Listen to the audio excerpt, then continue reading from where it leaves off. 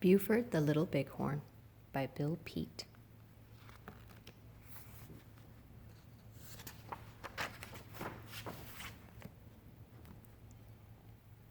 Buford was a scrawny little runt of a mountain sheep.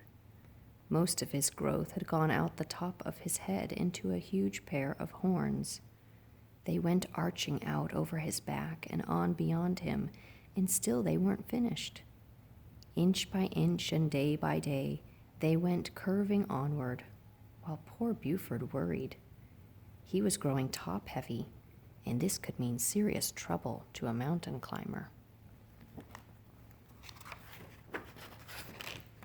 Like most bighorn sheep, Buford belonged to a flock that traveled about the mountain tops, where it was all ups and downs with jagged rocks, narrow ledges, and steep cliffs. These sheep hardly ever worried about falling, since they were all so nimble and sure-footed. That is, everyone but the top-heavy Buford. He came teetering and tottering along on shaky legs, far behind all the others. And to the poor ram's dismay, the top-heavy problem kept growing and growing. One day he discovered that his horns had taken a turn for the worse. They were heading his way. "They're out to get me," thought Buford. "If they don't stop soon, I'm sure to end up getting speared."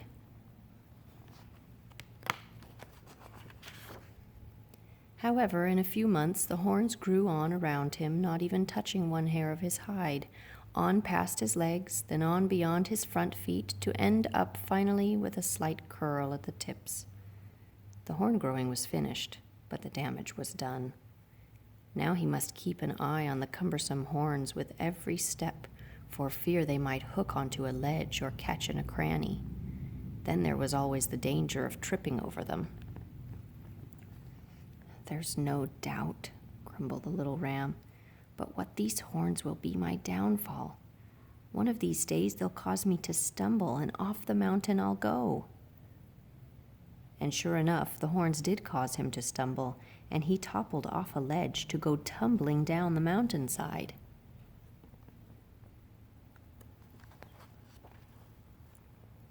Luckily for Buford, his horns hooked onto a snag of a spruce tree that stuck out from a crag.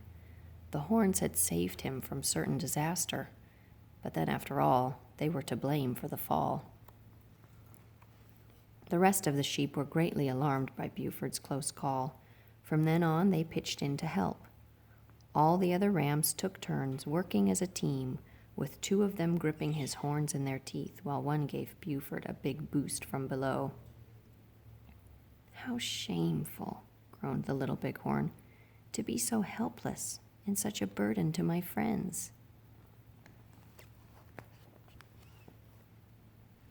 One morning, as he was being hauled up a steep slope onto a flat table of rock, Buford decided he'd caused trouble enough. "I can't let you help any more," he said. "It's too much of a struggle, and besides, it's not fair. So please go on your way and forget about me." His friends stood around for a while looking sheepishly sad, and finally, after wishing Buford the best of luck, they went on their way. The unhappy little ram watched until the last of the sheep had disappeared over a distant ridge. Then he turned his attention to the horns. "I've got to get rid of these things," he muttered.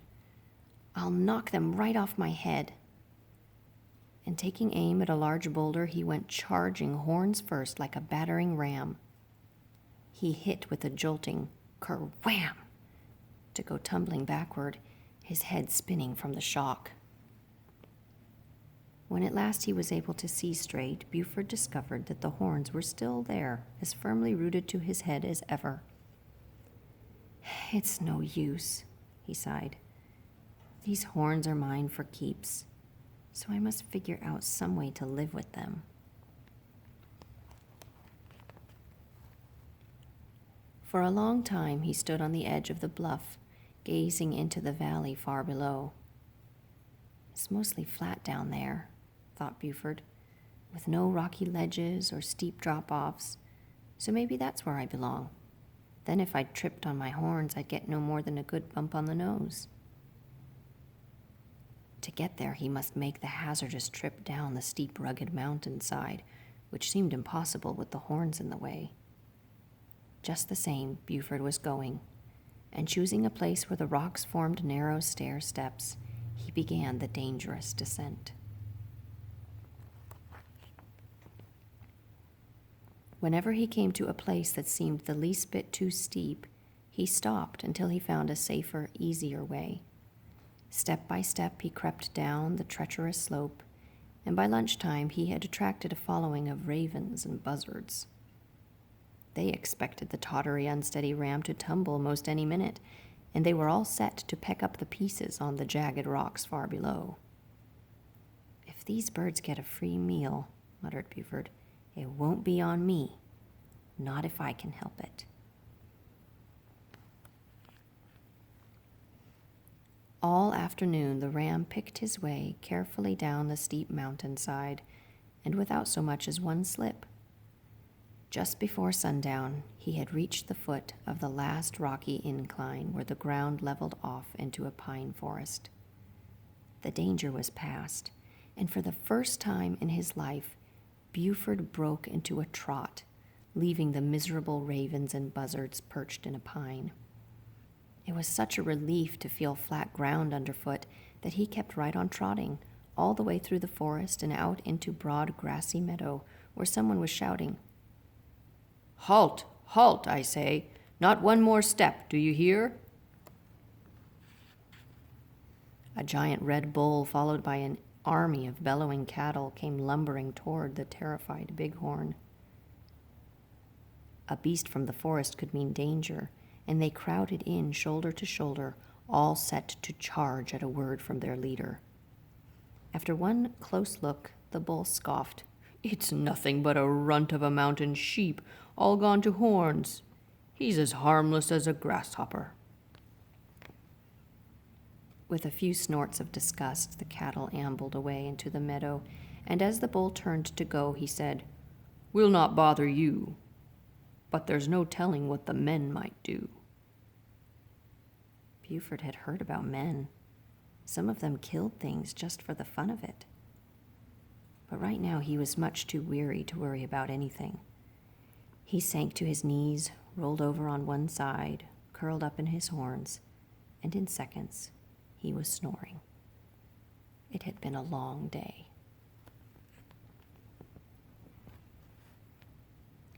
Next morning, Buford was awakened by a sputtering, coughing, rickety old jeep that came lurching to a stop by a water trough.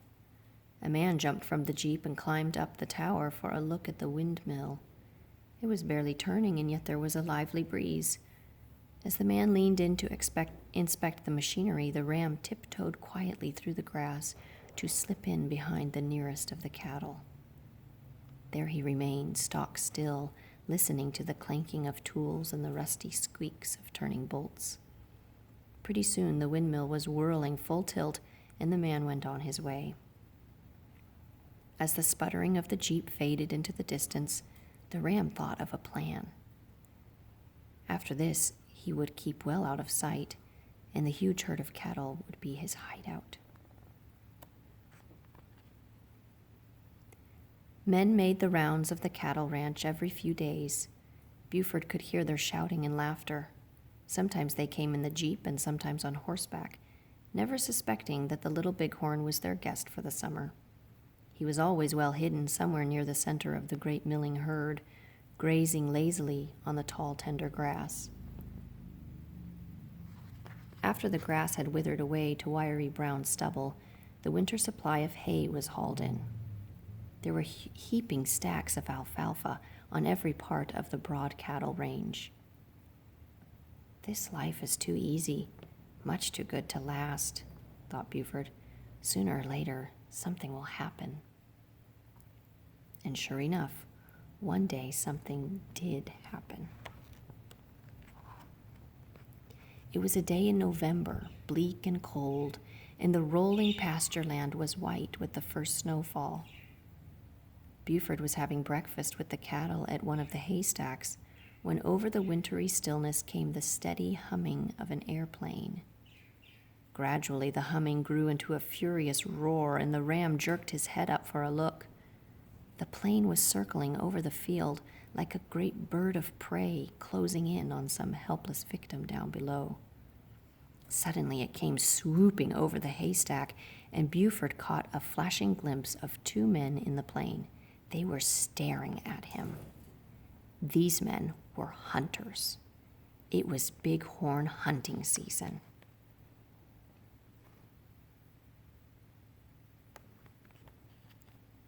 By the time the plane came gliding down to land on its skis at the far end of the field, the ram was well on his way. He went galloping up through the pine forest, his horns leaving a deep-rutted trail as he went. Buford was headed for the mountaintops, where a blinding blizzard was howling. High up in the rocks, the driving snow would wipe out his tracks. Then he might give the hunters the slip. But his chances of getting there were slim indeed. In this one-sided game, the hunters always won. And as the two men came trudging up the ram's trail with their high-powered rifles set for a shot, they were grinning. This was their lucky day.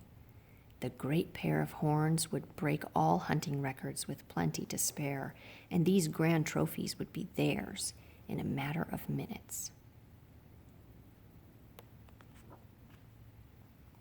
With time running short, Buford didn't dare stop to figure out the best way up the mountain.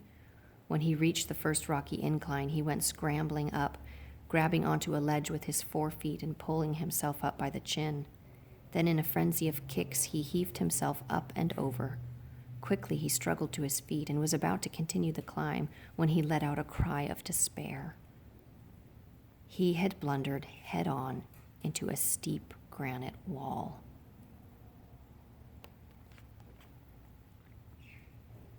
The wall reared straight up 50 feet into the air.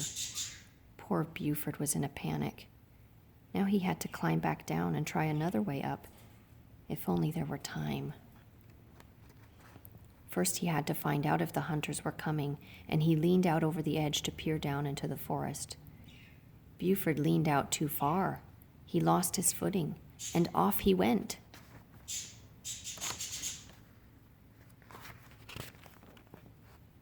The ram hit the soft snow to go rolling head over heels down the slope, his huge horns whirling like cartwheels.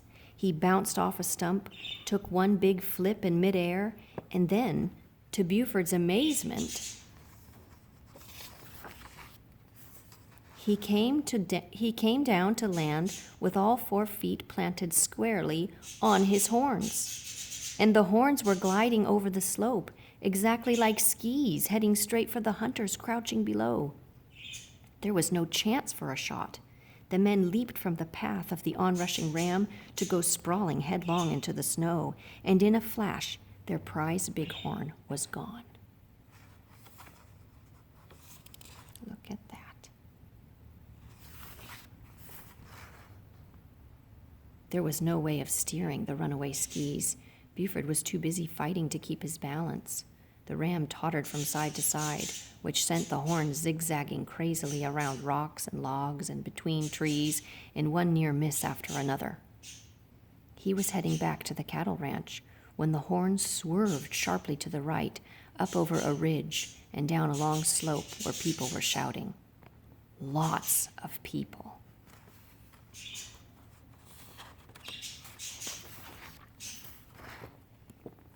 He streaked past them so fast they were a blur of bright jackets and caps, and on down at the foot of the slope people were swarming like ants. There was no turning back. The bewildered bighorn went zooming straight into their midst to end up kerfluff in a great heap of snow.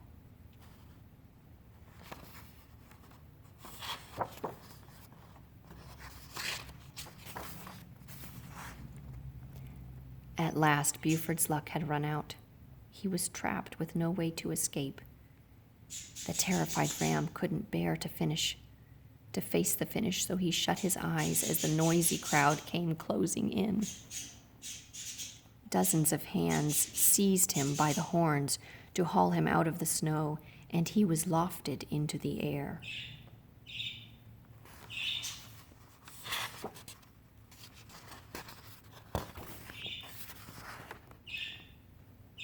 As he was carried along, all at once the ram realized that this was a happy, cheering crowd. These people weren't hunters. They were skiers like himself. This was a hero's welcome.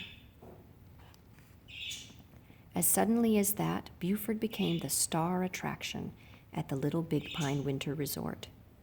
A special ski lift was rigged up for the remarkable ram, so there was no more struggling up steep slopes. It was all downhill from then on. The Little Bighorn was surprisingly good for a beginner without any instruction. People came from such faraway places as Oslo, Innsbruck, and Banff to see Buford. However, his skill as a skier wasn't the only reason for all the big crowds. They had come to see the one and only skier ever to grow his own skis.